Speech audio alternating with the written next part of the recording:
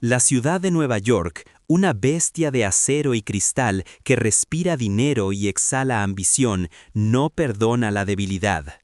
Desde las alturas, en el piso 45 de la Torre Blackwood, la vista es una promesa de dominio absoluto. Las luces de la metrópoli parpadean como un mar de diamantes fríos, indiferentes al destino de quienes caminan por las aceras, 30 pisos más abajo. En este ecosistema de tiburones financieros y corporaciones monolíticas, Alejandro Blackwood se había erigido como el depredador alfa. Su nombre no solo aparecía en las portadas de las revistas de negocios más prestigiosas, sino que se susurraba con una mezcla de reverencia y temor en los pasillos de la bolsa de valores. Sin embargo, para entender la catástrofe emocional que estaba a punto de ocurrir, es necesario diseccionar al hombre detrás del escritorio de caoba. Alejandro no siempre fue el magnate de corazón blindado que el mundo conocía.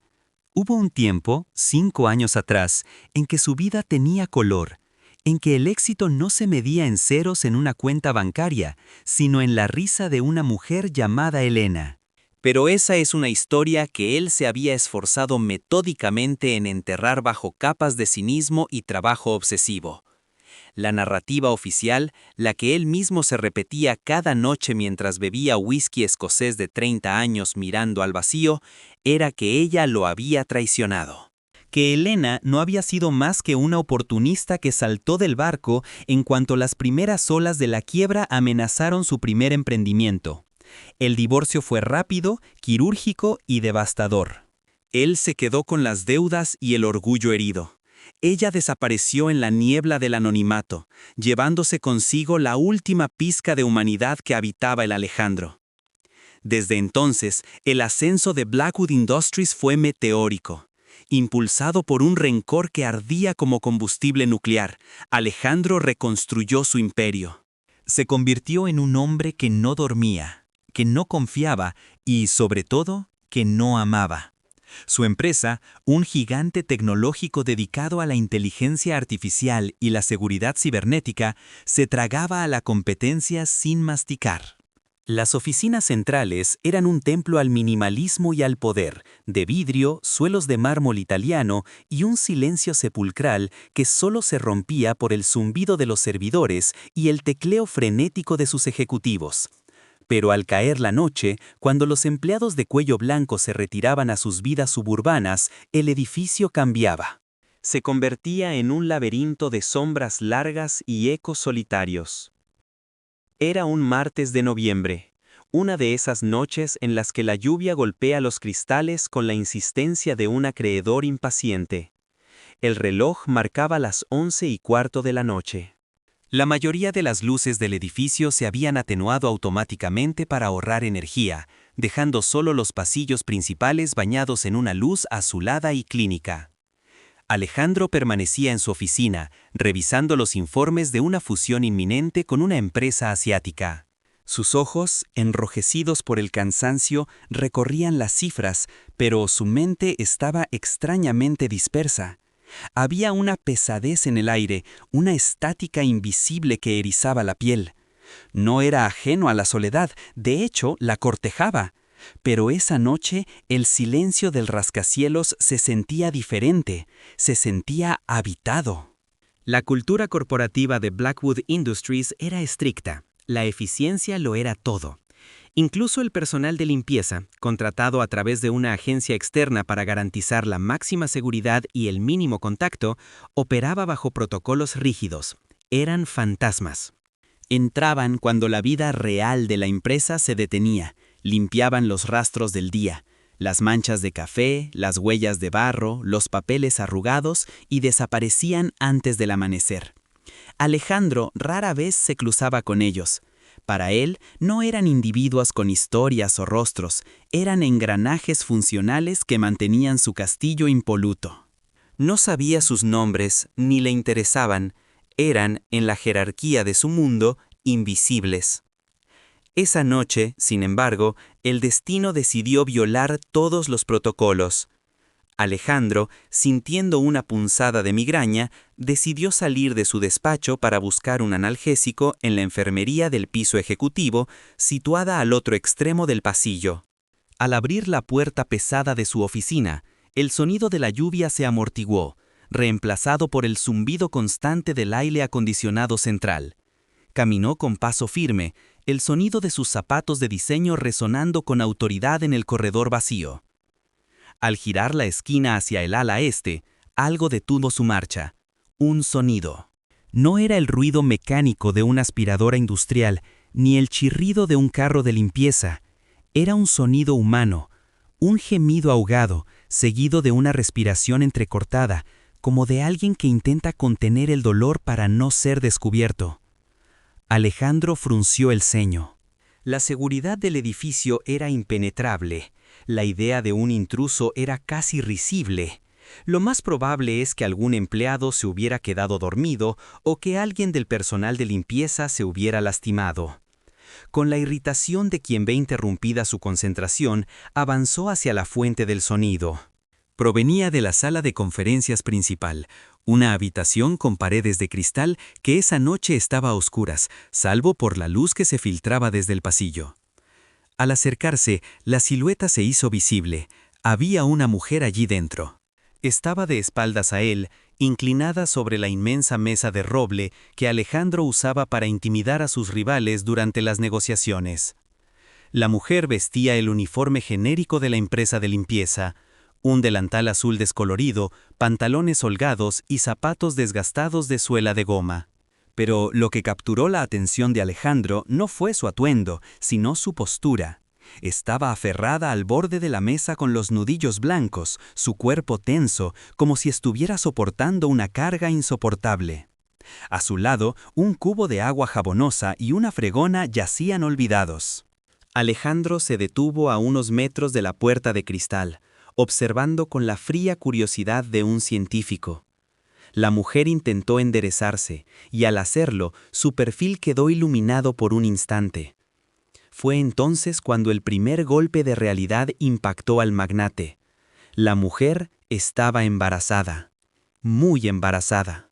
Su vientre abultado tensaba la tela barata del uniforme, una curva de vida en medio de aquel ambiente estéril y corporativo. Se llevó una mano a la espalda baja, un gesto universal de agotamiento materno, y soltó un suspiro que pareció arrastrar el peso del mundo.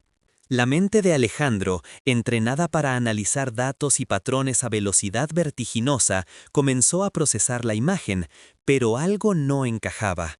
Había algo en la línea de su cuello, en la forma en que su cabello castaño caía desordenado sobre sus hombros, que disparó una alarma en su memoria. Una alarma que no había sonado en 5 años. Imposible, pensó. La lógica dictaba que era imposible. Elena estaba en Europa, o eso había asumido. Se había ido con el dinero que él creía que le había robado, viviendo la gran vida lejos de sus fracasos. No podía ser esta mujer, esta trabajadora manual que limpiaba las migajas de su imperio en mitad de la noche, con un embarazo avanzado y visiblemente exhausta.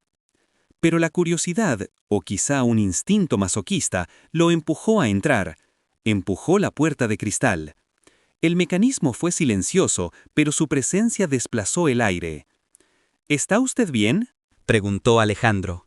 Su voz sonó más dura de lo que pretendía, acostumbrada al tono de mando. No era una pregunta de preocupación genuina, sino una demanda de explicación por la interrupción de su orden. La mujer se congeló. El cuerpo entero se le tensó, como un animal acorralado que detecta al cazador antes de verlo. No se giró de inmediato. Hubo una pausa, un segundo eterno donde solo se escuchó el tamborileo de la lluvia exterior. Lentamente, con una dificultad que evidenciaba el avanzado estado de su gestación y el cansancio físico, ella comenzó a girarse. Primero vio el perfil, la nariz recta, los pómulos altos que una vez había acariciado. Luego, la luz del pasillo golpeó su rostro de lleno.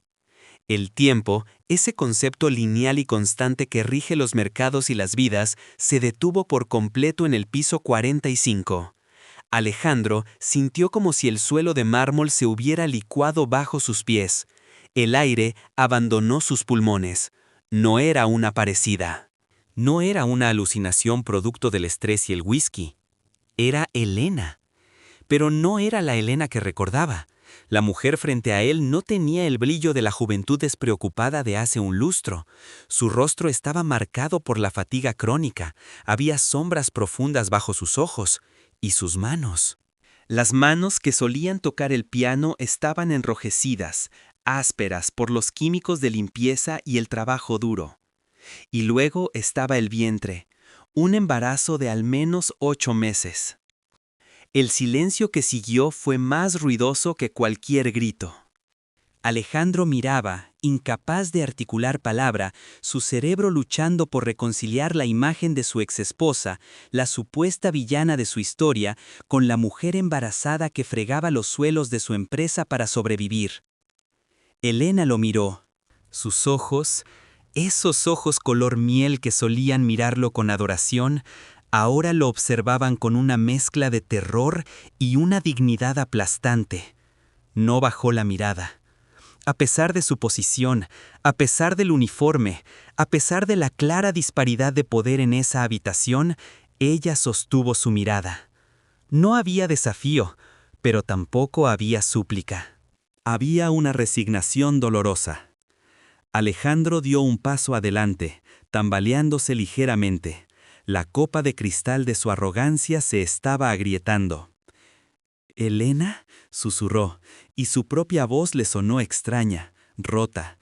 ¿Qué haces aquí? La pregunta era estúpida.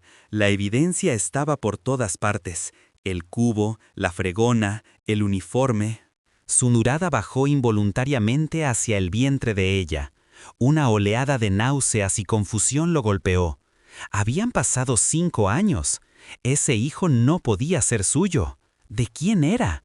¿Por qué estaba ella aquí, en su edificio, en estas condiciones, si supuestamente se había llevado una fortuna? Elena se ajustó el delantal sobre el vientre, un gesto protector, instintivo. Dio un paso atrás, alejándose de él, chocando suavemente contra la mesa de conferencias. «Señor Blackwood», dijo ella. Su voz era ronca, carente de la calidez de antaño. Usar su apellido, tratarlo con esa formalidad de empleada a jefe, fue como una bofetada con un guante de hierro. «Solo estoy haciendo mi trabajo. Si me permite, terminaré esta sala y me iré. No quiero problemas». ¿Problemas? Alejandro sintió que la ira, su vieja compañera, intentaba surgir para protegerlo del dolor, pero esta vez no funcionó. «Elena, por el amor de Dios, estás limpiando mis suelos, estás embarazada. ¿Dónde está el dinero? ¿Dónde está todo lo que te llevaste?» La mención del dinero hizo que algo cambiara en el rostro de Elena. Una sombra de dolor antiguo cruzó sus facciones, seguida de una incredulidad amarga. Soltó una risa seca, carente de humor, un sonido que heló la sangre de Alejandro. «¿El dinero?», repitió ella, la voz temblando ligeramente, pero ganando fuerza. «Alejandro, tú nunca entendiste nada, ¿verdad? Nunca te llevaste un centavo de mi atención cuando importaba. ¿Y ahora crees que me llevé tu dinero?». Ella se enderezó, ignorando el dolor de espalda, ignorando el cansancio. «No me llevé nada, Alejandro. Me fui con la ropa que llevaba puesta. Firmé lo que tus abogados me pusieron delante sin leerlo porque solo quería escapar de tu odio». Alejandro se quedó paralizado. La narrativa que había construido durante 5 años, los cimientos sobre los que había edificado su justificación para ser un monstruo corporativo, empezaron a temblar. «Eso es mentira», balbuceó él, aunque la certeza en su voz se desmoronaba. «Mis abogados dijeron, la auditoría, faltaban fondos». «Tus abogados te dijeron lo que querías oír para cobrar sus honorarios y alimentar tu ego de víctima», interrumpió ella, con una calma devastadora. «Pero eso ya no importa. El pasado está muerto». Elena se agachó con dificultad para recoger el cubo. El esfuerzo le arrancó una mueca de dolor visible. Alejandro hizo un ademán de ayudarla, un reflejo olvidado, pero ella levantó una mano para detenerlo. «No me toques», dijo suavemente. «No necesito tu lástima ahora, igual que no necesité tu dinero entonces. Solo necesito este trabajo. Tengo a alguien en camino que depende de mí». Alejandro miró fijamente su vientre. La pregunta quemaba en su garganta. La matemática era simple, biológicamente imposible que fuera suyo, pero la situación era tan surrealista que la lógica parecía haber abandonado el edificio. «¿De quién es?», preguntó, la voz tensa. «¿Quién es el padre que permite que su mujer embarazada trabaje de rodillas a medianoche?». Elena se detuvo. Lo miró fijamente a los ojos. En ese momento, la atmósfera en la sala cambió. La tensión se volvió casi irrespirable. La tormenta fuera del edificio parecía haberse silenciado, dejando solo el latido acelerado del corazón de Alejandro. Ella dudó un segundo, mordiéndose el labio inferior, evaluando cuánto daño podía o debía hacer con la verdad. Sus ojos se cristalizaron con lágrimas que se negó a derramar. La revelación estaba en la punta de su lengua, una verdad que tenía el potencial de convertir el imperio de Alejandro en cenizas emocionales. «No tienes derecho a preguntar eso», dijo ella, con voz temblorosa pero firme.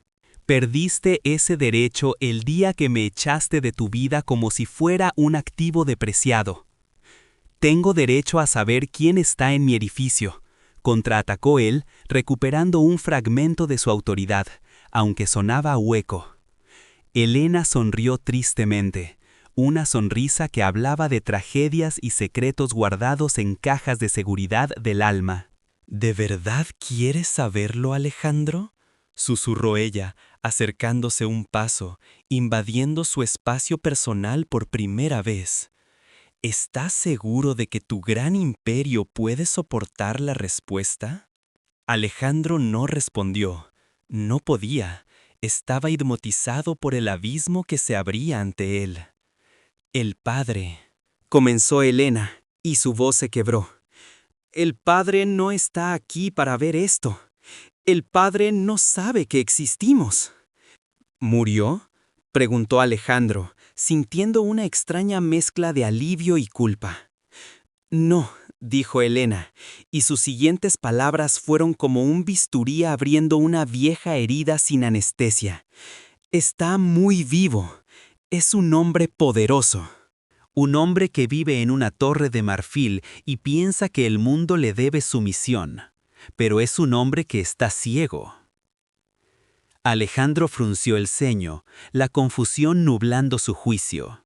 «¿De qué estás hablando?». Elena respiró hondo, preparándose para soltar la bomba. Pero justo en ese instante, una contracción fuerte la dobló por la mitad. El cubo de agua cayó al suelo, derramando el líquido grisáceo sobre el inmaculado mármol italiano de Alejandro. Ella soltó un grito ahogado, agarrándose el vientre con ambas manos. Alejandro reaccionó por instinto, olvidó el rencor, olvidó las dudas, olvidó la suciedad.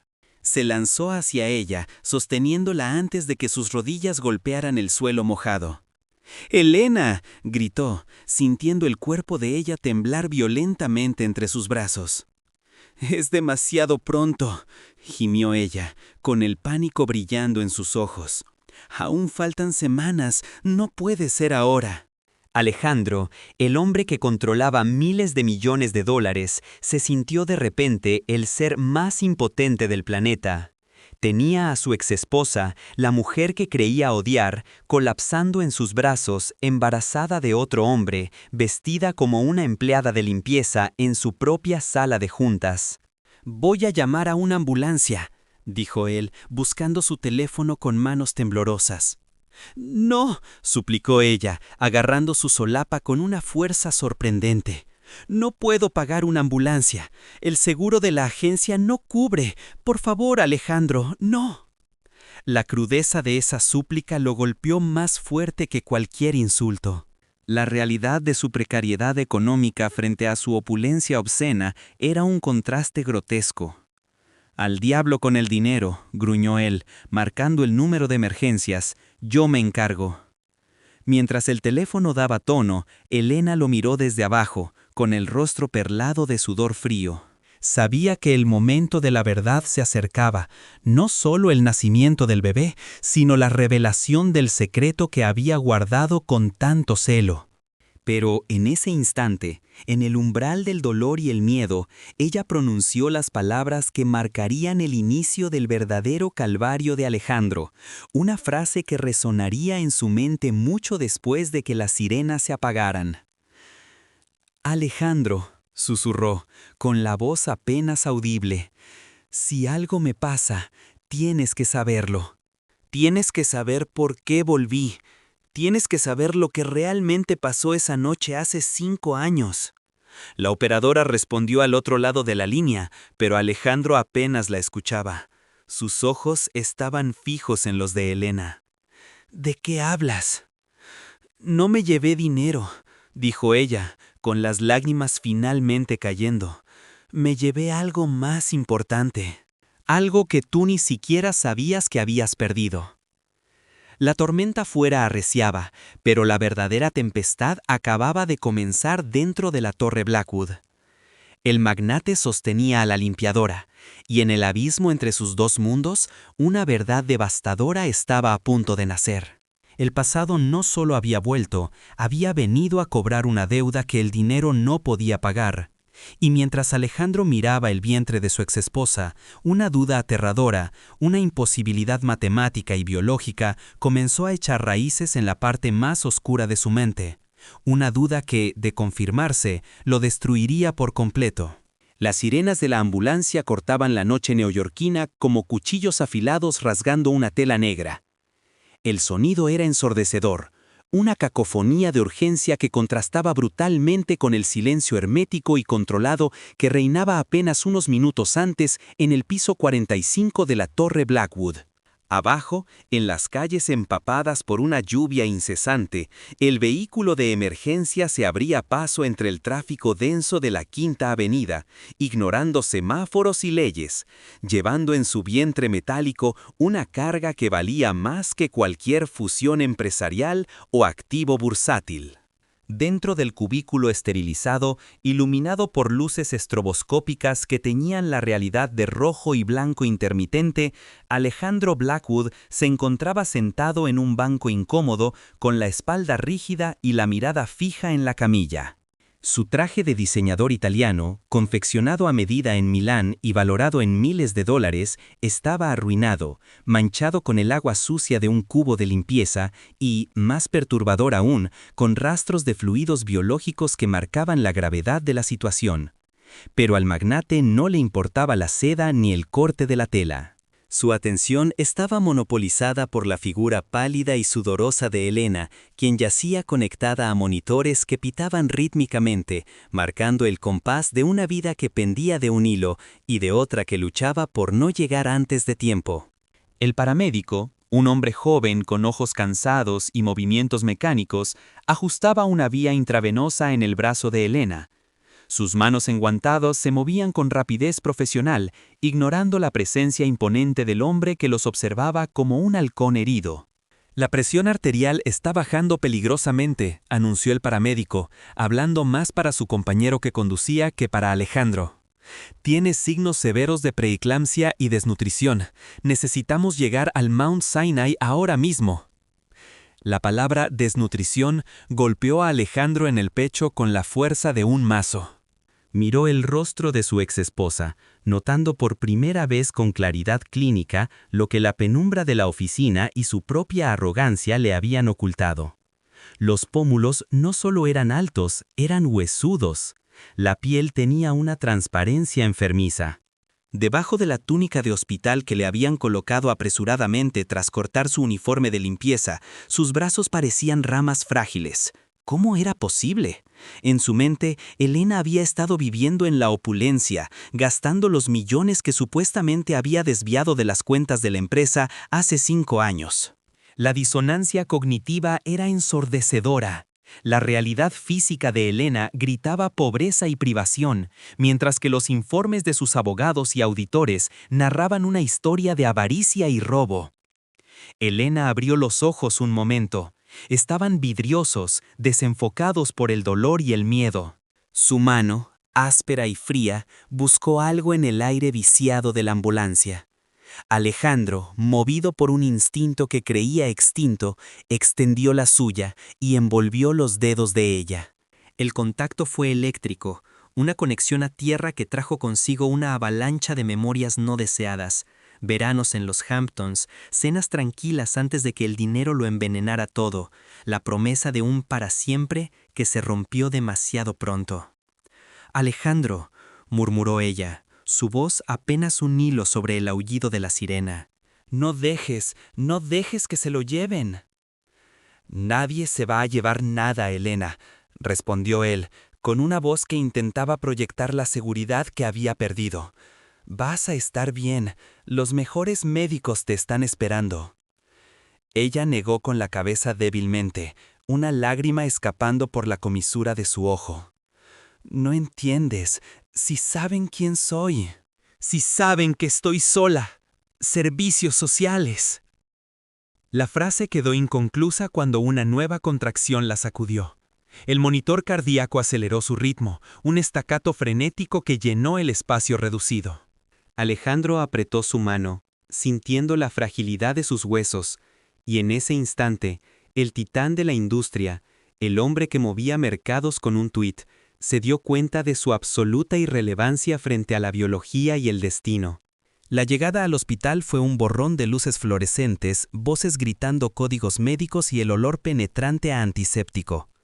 Alejandro fue relegado a la sala de espera, una zona de purgatorio con sillas de plástico y revistas viejas que no distinguía entre millonarios y mendigos. Sin embargo, el apellido Blackwood todavía tenía peso.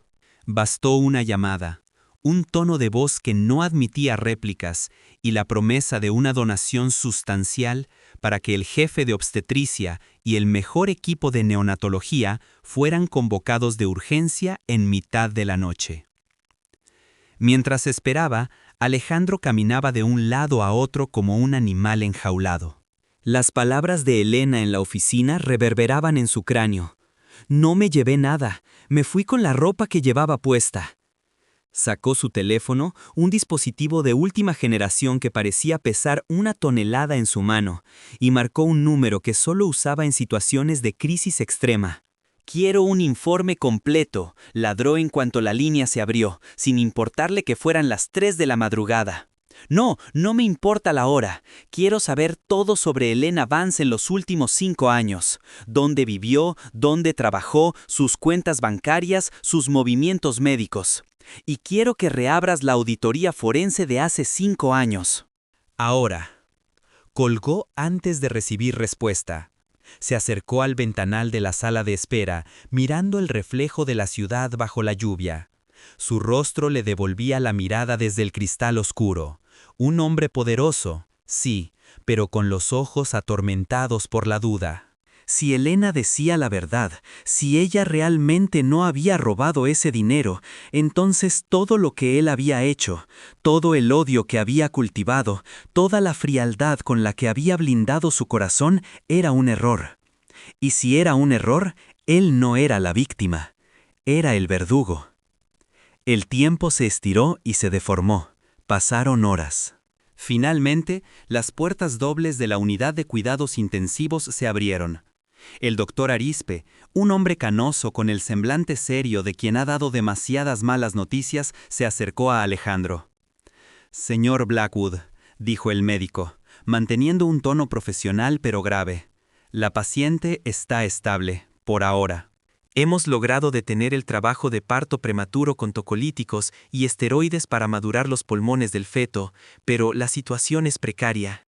«¿El bebé?», preguntó Alejandro, sorprendiéndose a sí mismo por la intensidad de su preocupación por un hijo que no era suyo. «Es un varón, pequeño para su edad gestacional, lo cual concuerda con la desnutrición severa de la madre. Ella está anémica, deshidratada y presenta signos de agotamiento crónico. Señor Blackwood, tengo la obligación ética y legal de preguntar esto. Las marcas en sus manos, el estado de su espalda. Esta mujer ha estado realizando trabajos forzados en condiciones deplorables durante meses, quizá años. ¿Tiene ella algún soporte familiar? Alejandro sintió la bilis subir por su garganta. ¿Trabajos forzados? Limpiando su edificio, fregando sus suelos, mientras él bebía whisky de 30 años 30 pisos más arriba.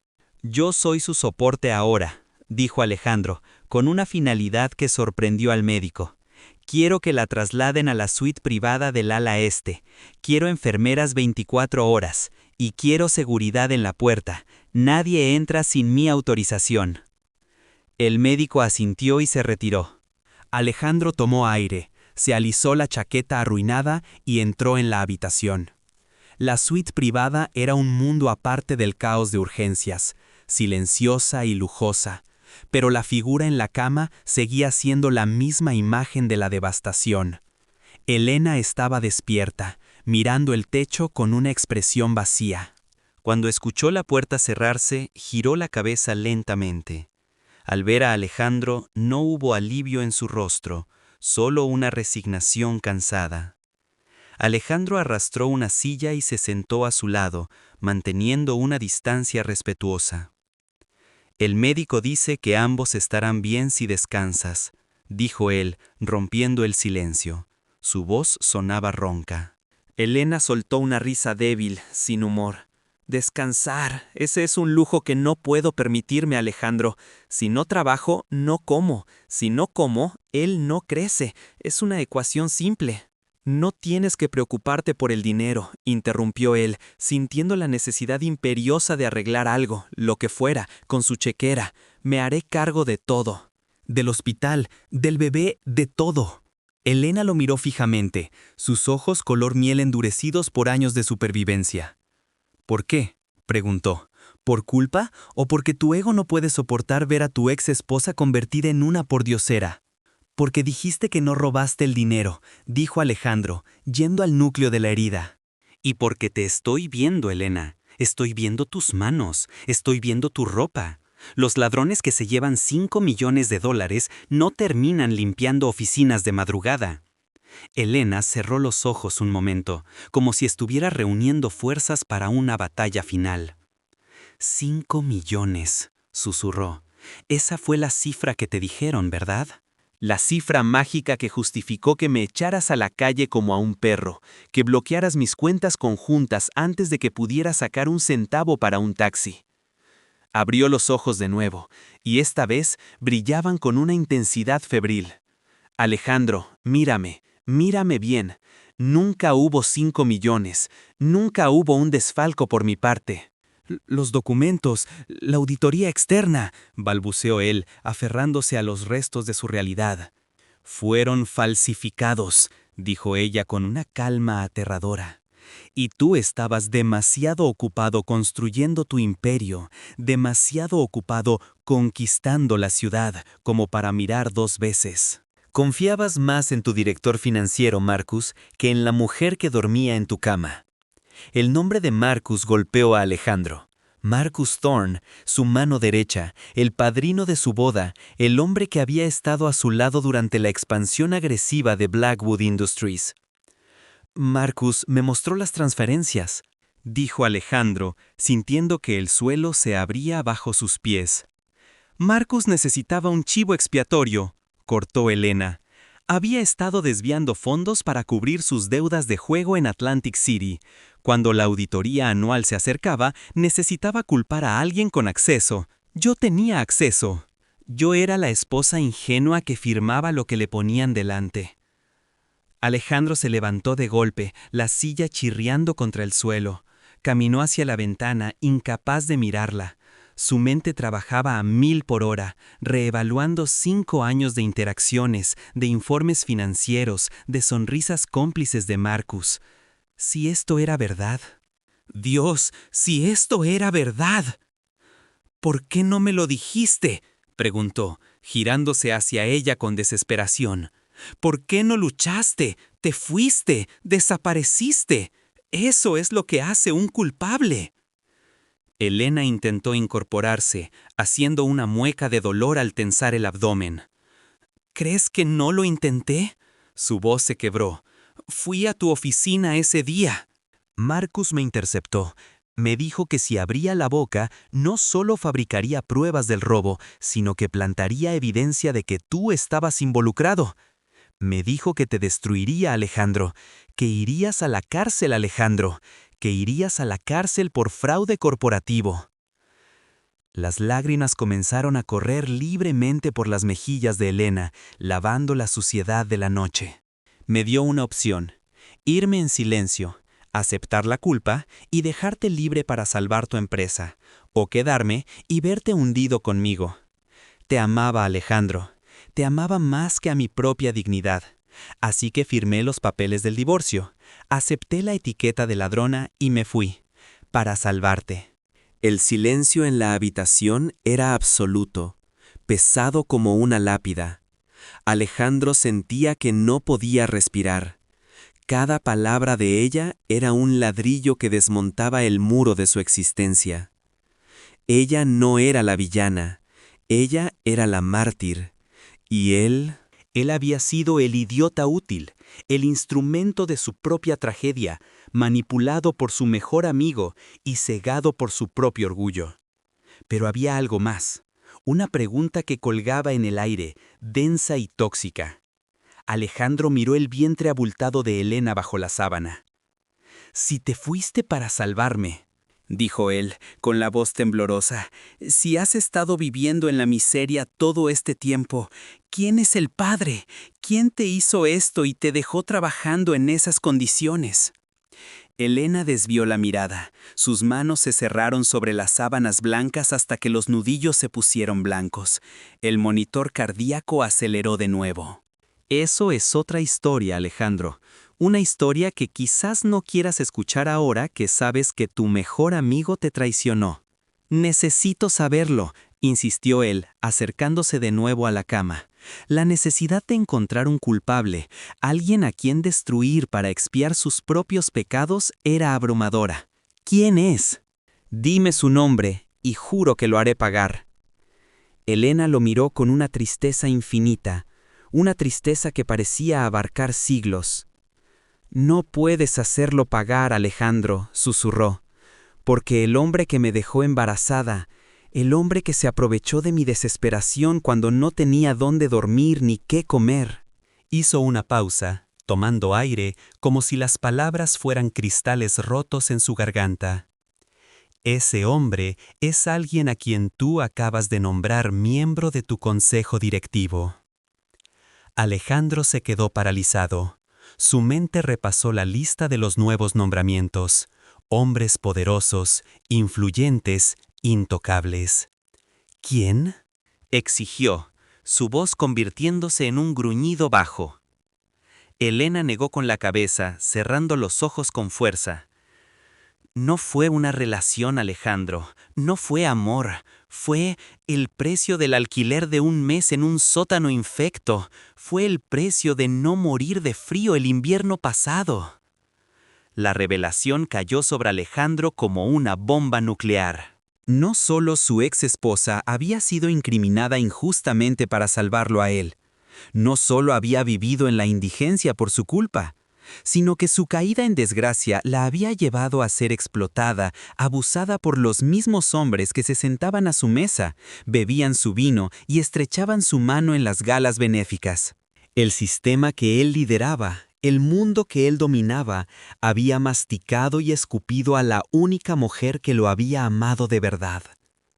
Alejandro sintió que las rodillas le fallaban, se dejó caer en la silla, enterrando la cabeza entre las manos. El sonido de su propia respiración le resultaba ajeno. Estaba destruido. El edificio de su vida, tan alto, tan brillante, tan imponente, acababa de colapsar sobre sus cimientos podridos. Pero Elena no había terminado. Con un esfuerzo supremo se estiró y tocó el brazo de Alejandro. «Hay algo más», dijo ella, y su tono de voz cambió. Ya no había tristeza, sino un miedo puro, visceral. La razón por la que volví a Blackwood Industries, la razón por la que acepté ese trabajo de limpieza a pesar del riesgo de que me vieras, no fue solo por dinero. Alejandro levantó la cabeza, sus ojos rojos y desorbitados. «¿Entonces por qué?»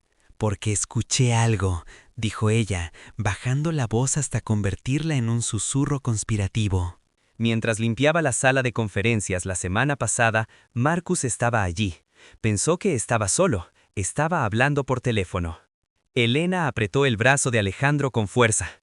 «No solo me incriminó hace 5 años, Alejandro, está planeando hacerlo de nuevo, pero esta vez no va a usar a una esposa como chivo expiatorio. Esta vez te va a matar a ti». El monitor cardíaco de Elena comenzó a pitar con más urgencia. La confesión la había agotado, pero la semilla estaba plantada. En medio de la ruina emocional de Alejandro, una nueva emoción comenzaba a surgir, fría y letal. Ya no era solo dolor, era guerra. Pero mientras miraba a la mujer que había sacrificado todo por él, Alejandro se dio cuenta de que la redención sería mucho más costosa que la venganza. Y en el vientre de ella, un niño inocente, hijo de la tragedia y el abuso, esperaba nacer en un mundo que ya le debía demasiado.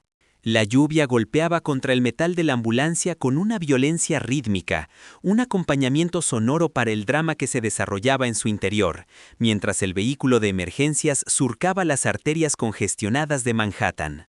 Para cualquier observador externo, era solo otra sirena en la sinfonía nocturna de la ciudad. Pero dentro de ese cubículo esterilizado, el universo de Alejandro Blackwood, un imperio construido sobre certezas financieras y arrogancia corporativa, se estaba desmoronando a una velocidad vertiginosa.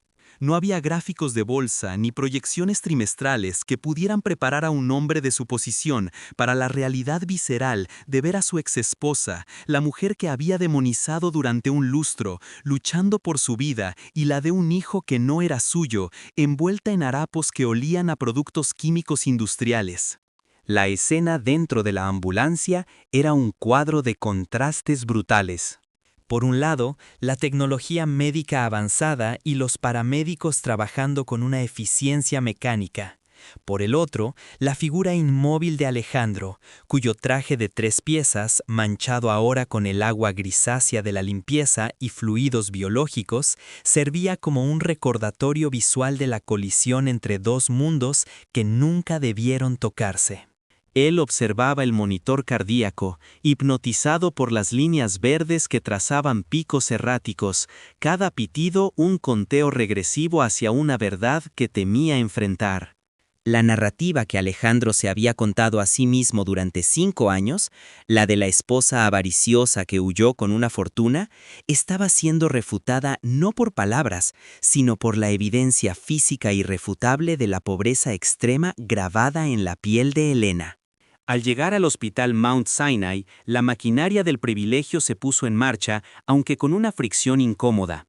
El dinero, esa herramienta que Alejandro utilizaba para doblar la realidad a su voluntad, fluyó rápidamente para asegurar discreción y la mejor atención posible.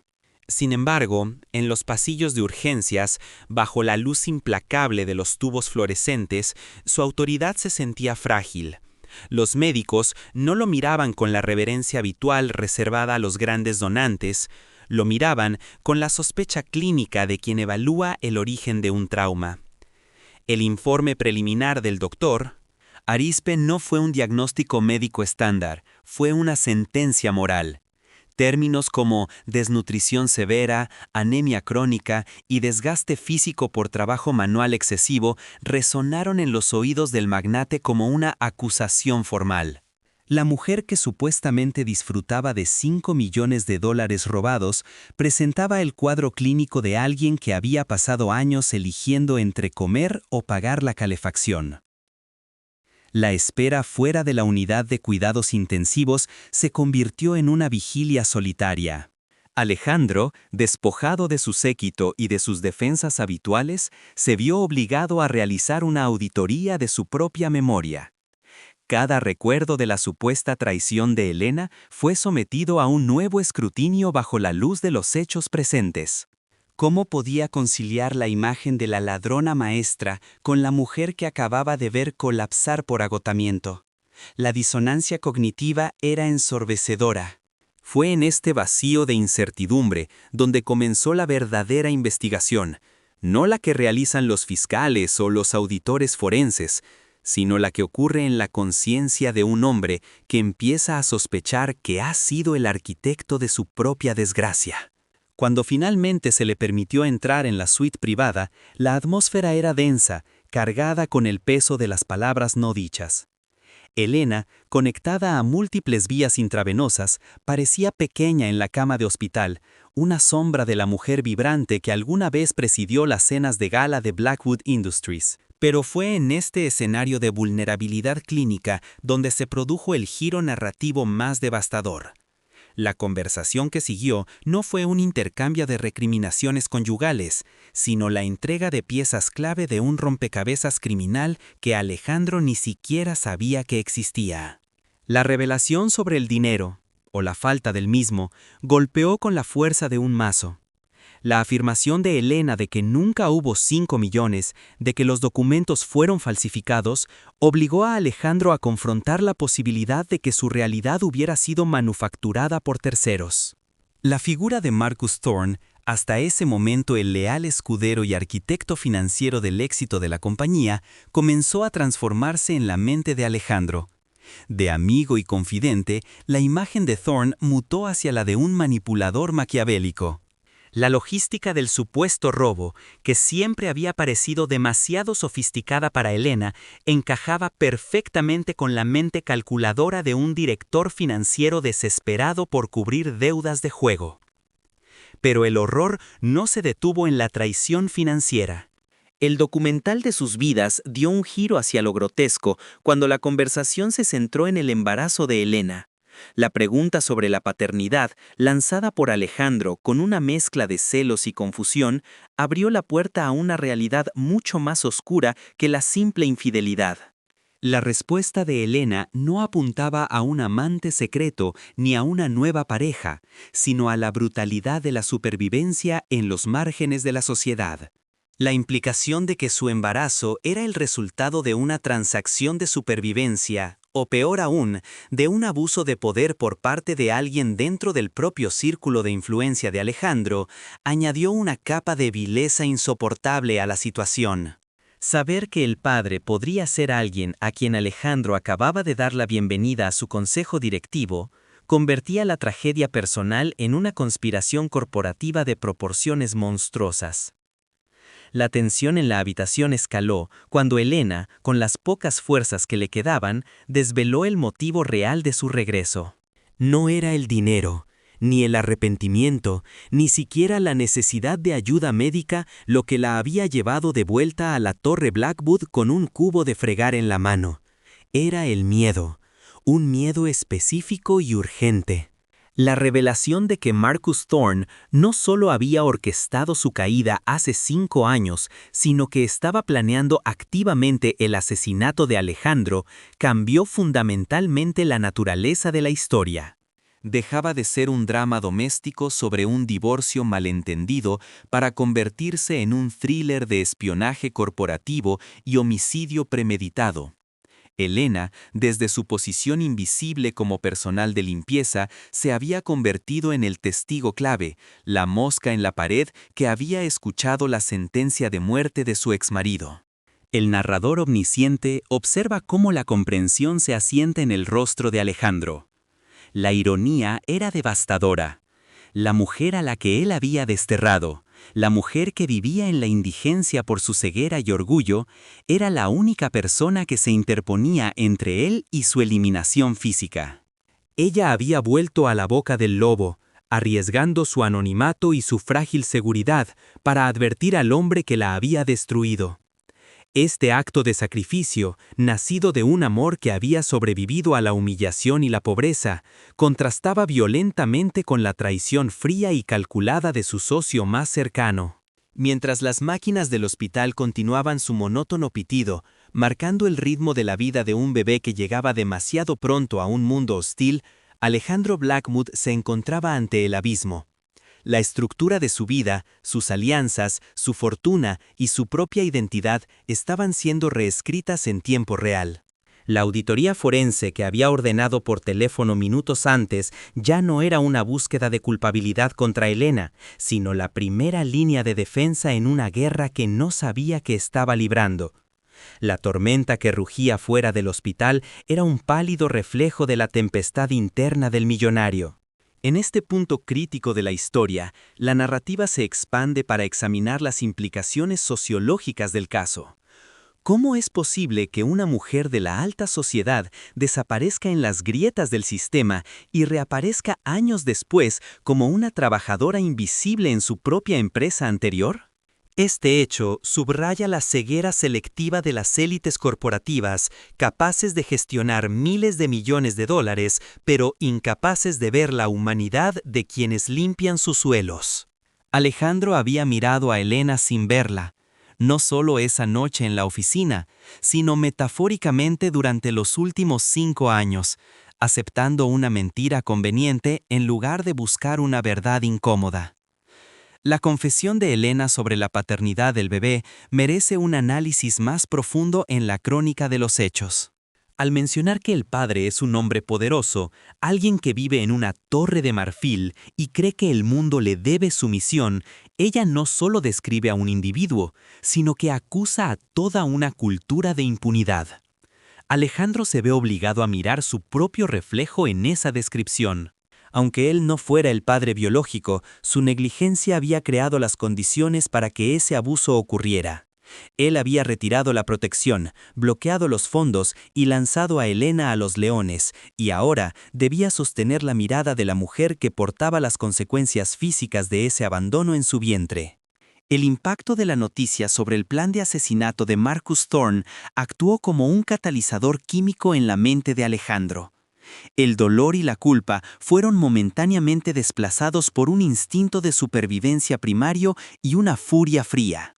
Las piezas del rompecabezas financiero de los últimos meses empezaron a encajar, las fusiones apresuradas, los cambios en los protocolos de seguridad, la insistencia de Marcus en revisar los testamentos corporativos y las cláusulas de hombre clave.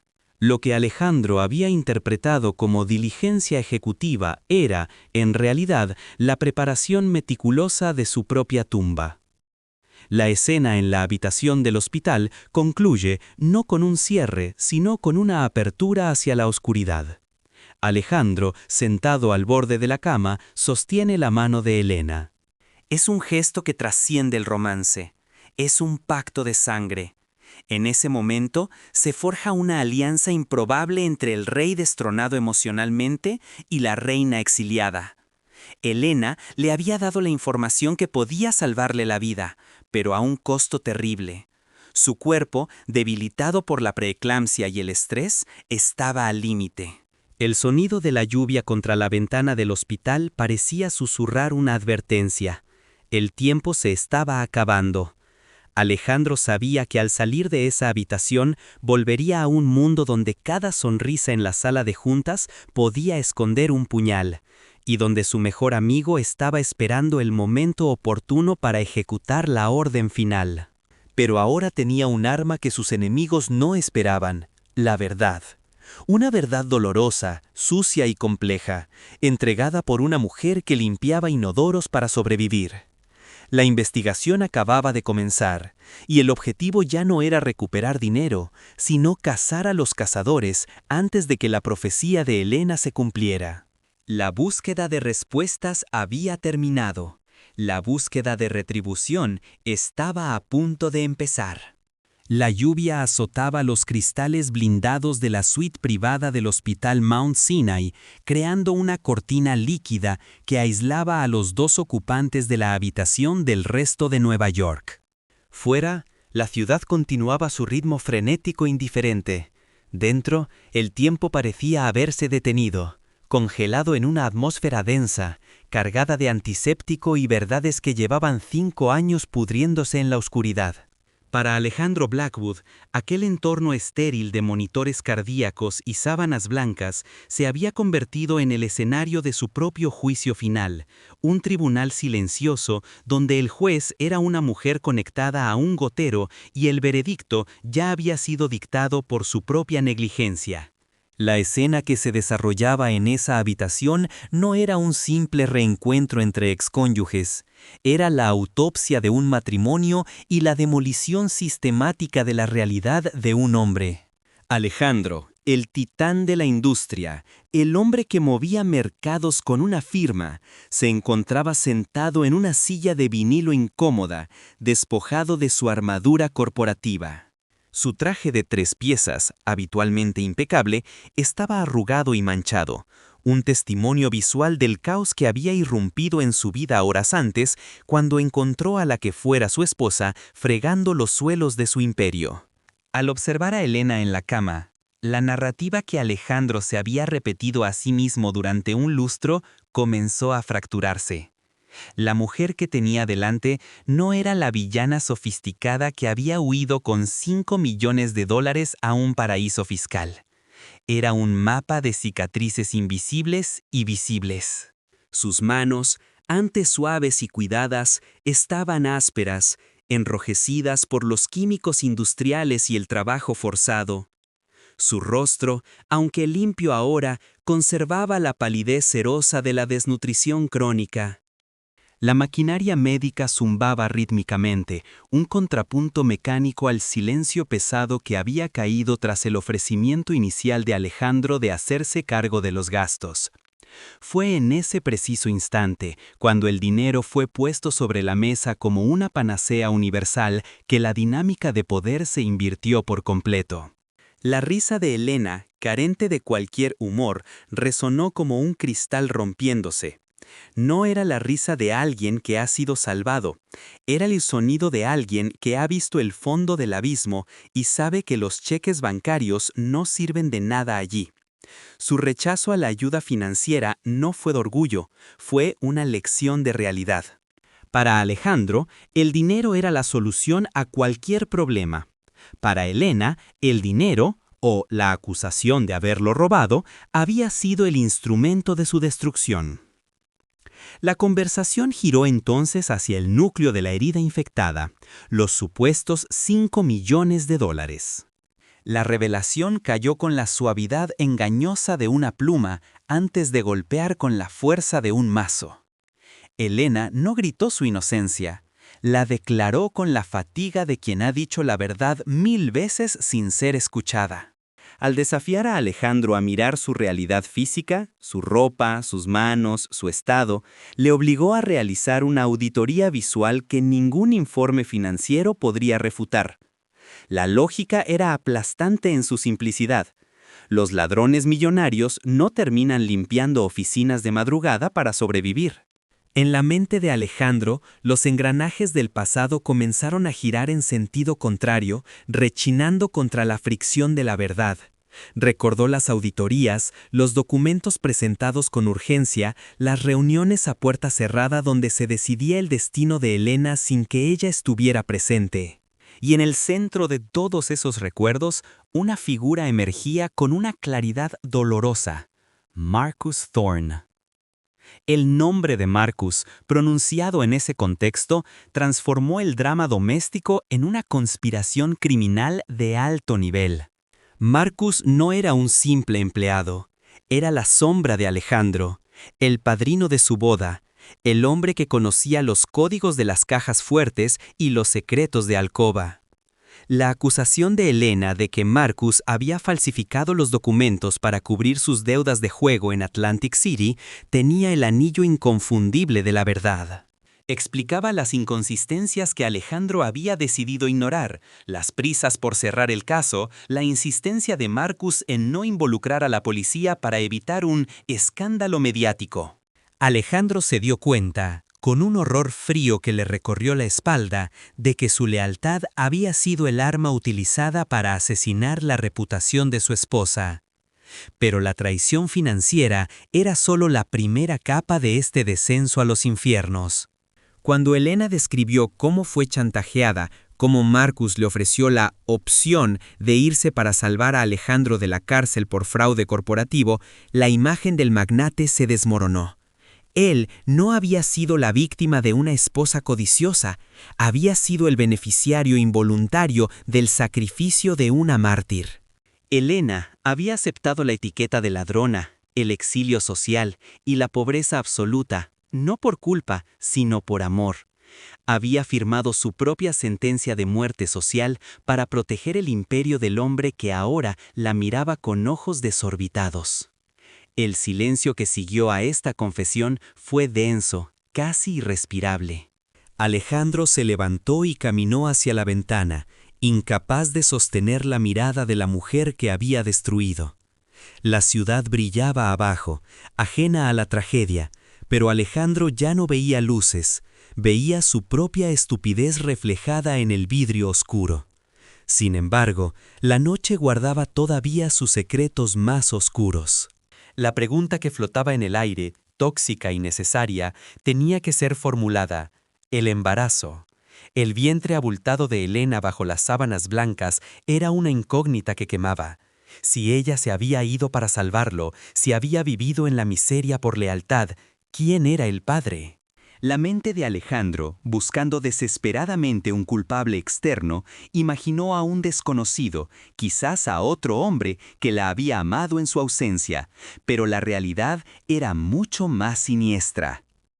Cuando Alejandro exigió saber el nombre, impulsado por una mezcla de celos atáricos y un deseo de retribución, no estaba preparado para la respuesta. La confesión de Elena no habló de amor, ni siquiera de deseo. Habló de transacción, de desesperación, de frío. Habló del precio de un sótano infecto para no morir congelada.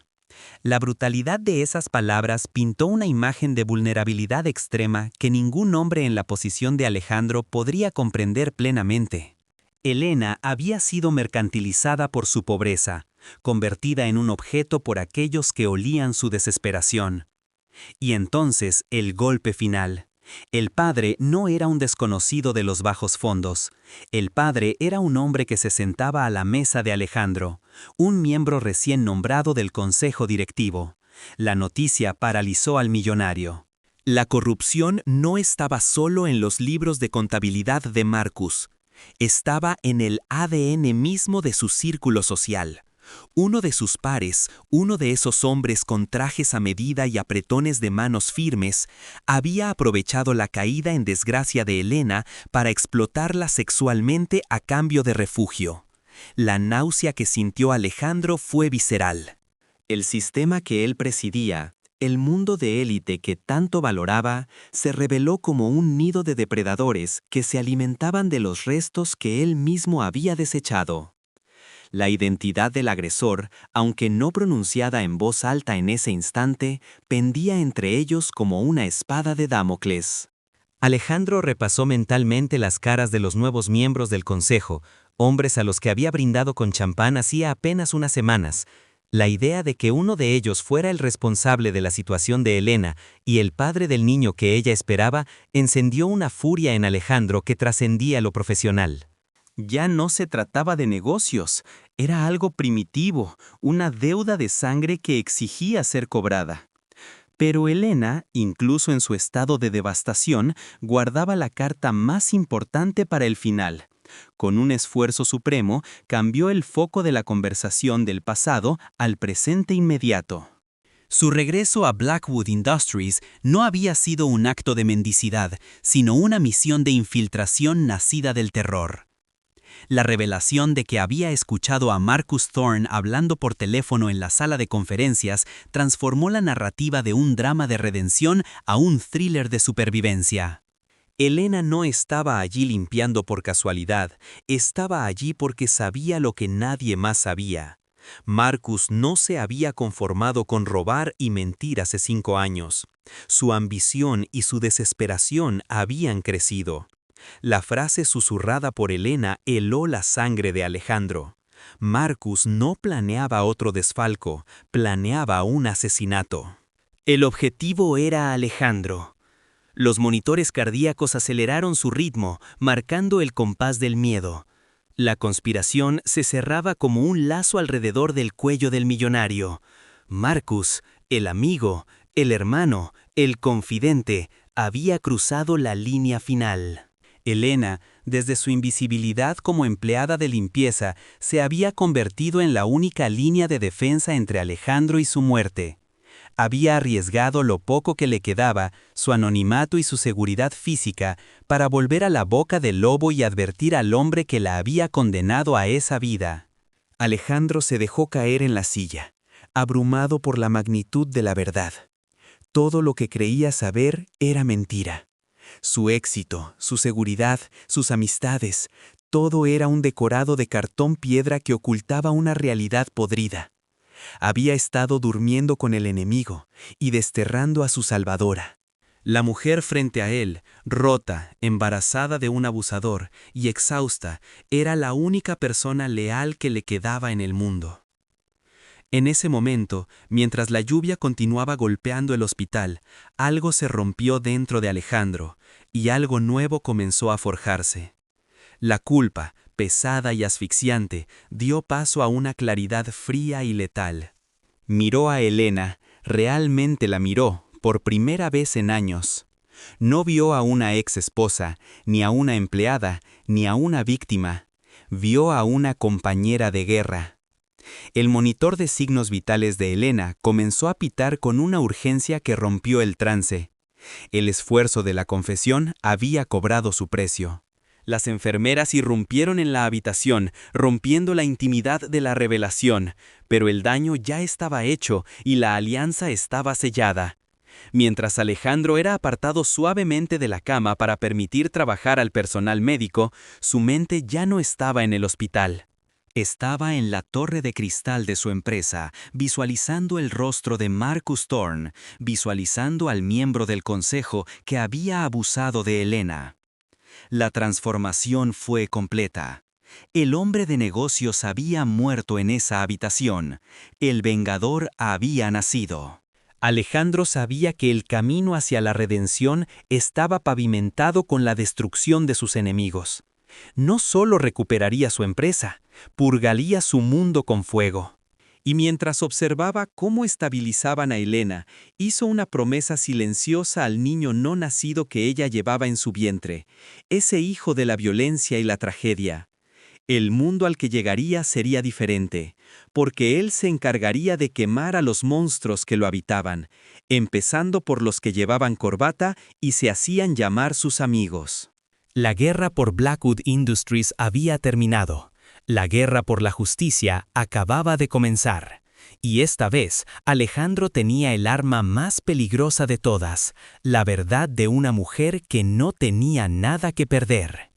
La salida del hospital Mount Sinai aquella madrugada no marcó el final de la crisis, sino el inicio de una ofensiva calculada con precisión militar. Alejandro Blackwood cruzó las puertas automáticas hacia la lluvia torrencial de Manhattan, pero el hombre que emergió a la acera ya no era el CEO distraído que delegaba su seguridad en terceros. Era un hombre poseído por una claridad gélida, una figura que había transformado el dolor y la culpa en combustible para una maquinaria de destrucción legal y corporativa. Mientras su chofer le abría la puerta del vehículo blindado, Alejandro no dio la orden de ir a casa. Dio la orden de ir a la Oficina Central de Seguridad Privada, una entidad externa a Blackwood Industries que Marcus Thorne nunca había logrado infiltrar. Las horas siguientes se desarrollaron en un silencio operativo absoluto.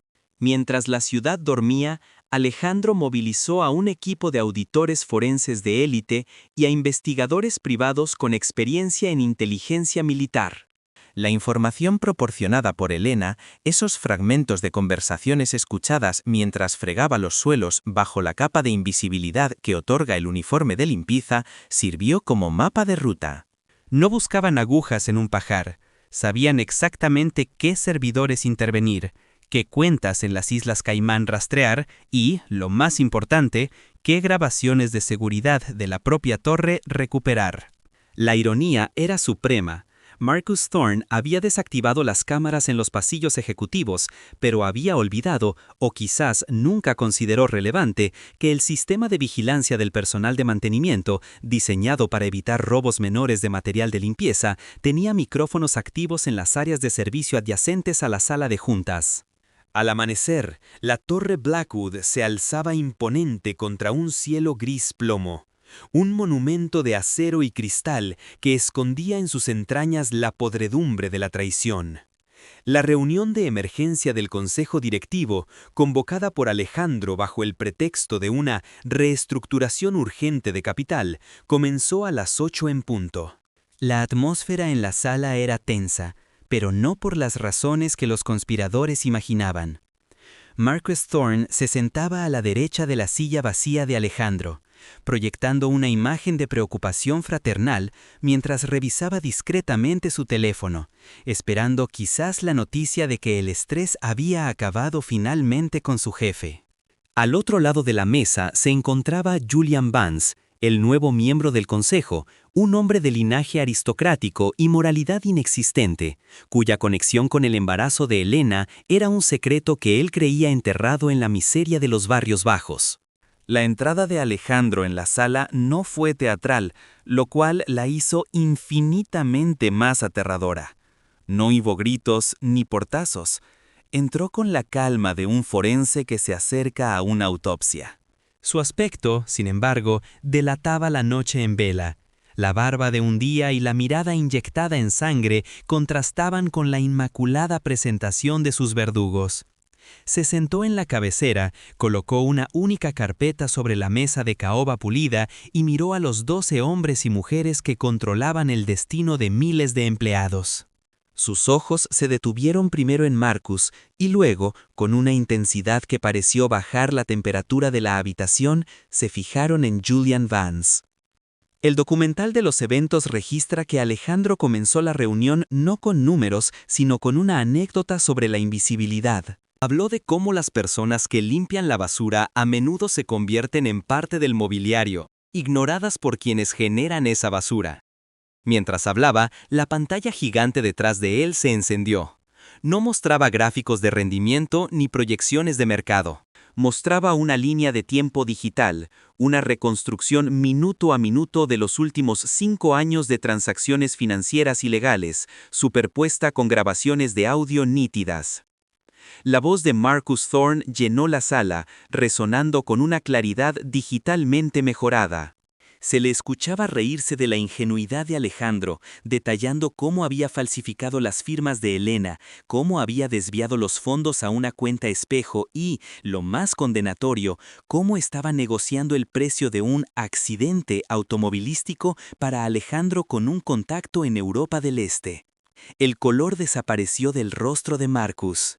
El arquitecto financiero se convirtió, en cuestión de segundos, en una estatua de sal, paralizado por la evidencia irrefutable de su propia arrogancia. La sala estalló en murmullos de incredulidad, pero Alejandro levantó una mano, exigiendo silencio. Aún no había terminado. La segunda parte de la presentación fue mucho más personal y visceral. Alejandro dirigió su atención a Julian Vance. No había grabaciones de audio para esto, pero sí había un rastro de papel digital. Transferencias bancarias pequeñas pero constantes a un arrendador en una zona deprimida del Bronx. Pagos realizados desde una cuenta fantasma vinculada a Vance, destinados a mantener un sótano específico.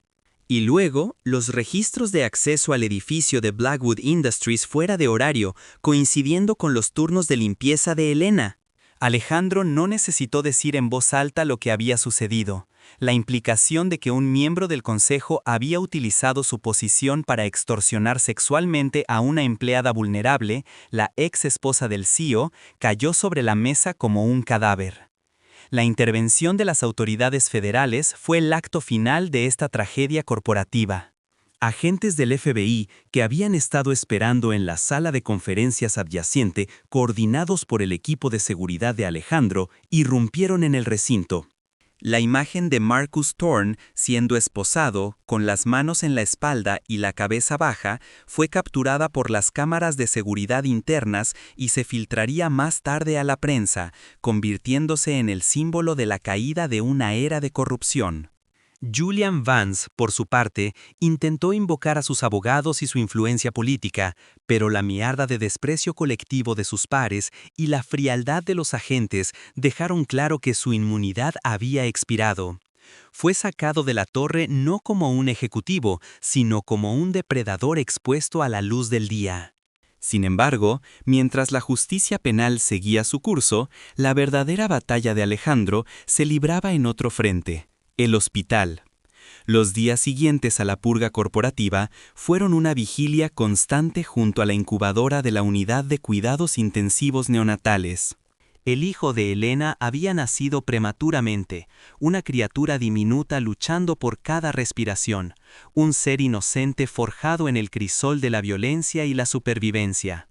Este bebé representaba el legado agridulce de toda la saga, biológicamente hijo de un monstruo como Vance, pero espiritualmente adoptado por Alejandro desde el momento en que vio su fragilidad. La recuperación de Elena fue lenta y dolorosa.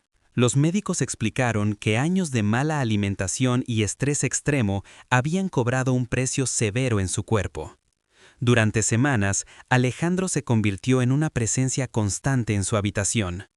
No intentaron retomar su relación romántica de inmediato.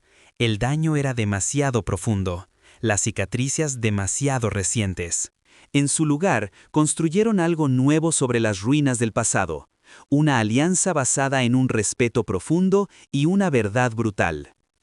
Alejandro, el hombre que una vez pensó que podía comprar la felicidad, ahora dedicaba sus recursos a asegurar que Elena tuviera el mejor cuidado médico del mundo, no como un favor, sino como una reparación. El documental nos lleva meses hacia adelante, a un momento de reflexión tranquila. Elena, ya dada de alta pero aún frágil, está sentada en el jardín de la mansión que una vez fue su hogar y luego su prisión de recuerdos. En sus brazos sostiene al niño, a quien han llamado Gabriel. Alejandro observa desde la distancia. La dinámica de poder ha cambiado para siempre.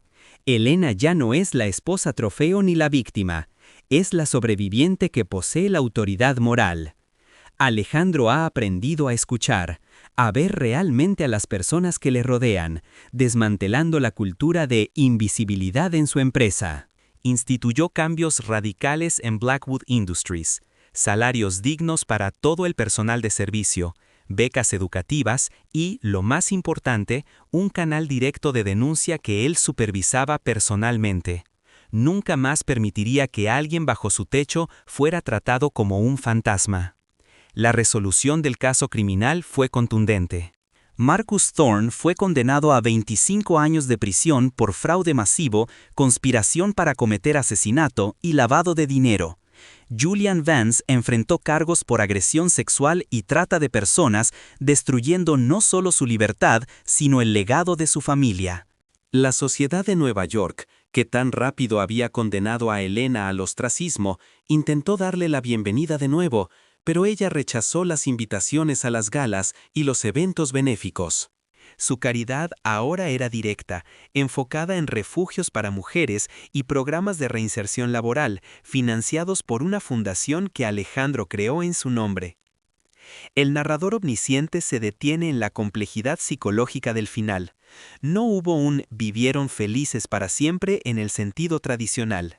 Hubo terapia, hubo noches de insomnio y hubo momentos en los que Alejandro miraba al pequeño Gabriel y tenía que luchar contra el odio que sentía hacia su padre biológico, recordándose a sí mismo que el niño era inocente. La redención de Alejandro no vino de salvar a la empresa, sino de aceptar la responsabilidad de un destino compartido que él había ayudado a romper. En la escena final vemos a Alejandro y Elena sentados juntos, revisando documentos legales. No son papeles de divorcio ni acuerdos prenupciales. Son los estatutos de la nueva dirección de la empresa, donde Elena ha sido nombrada consultora principal de ética y bienestar corporativo. Ella no volvió a ser su esposa en ese momento, sino su socia, su igual y su conciencia. La mujer que limpiaba los inodoros ahora limpiaba la cultura corporativa, armada con la experiencia de quien ha visto el sistema desde abajo.